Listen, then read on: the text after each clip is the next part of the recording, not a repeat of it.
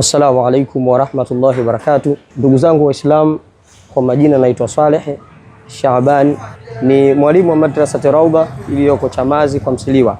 Ujumbe wa leo kutoka Umata ni kauli ya Mtume sallallahu alaihi wasallam anayosema, ana khatamun nabiyina la nabiyya ba'di, ya kwamba mimi ndio mwisho wa mitume, hakuna mtume baada yangu. Maana kauli hii inafuatana na ile kalima ya tauhidi, la ilaha illallah Muhammadur Rasulullah.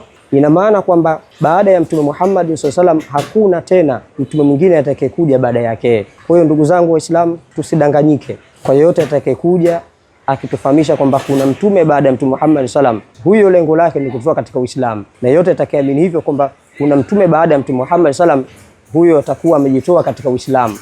Ndugu zangu, tujitahadhari sana kwa haya makundi ambayo yanazuka kwa sasa yakijiita kwamba kuna mtume mwingine baada ya Mtume Muhammad sallallahu alaihi wasallam. Assalamu alaikum wa rahmatullahi wa barakatuh.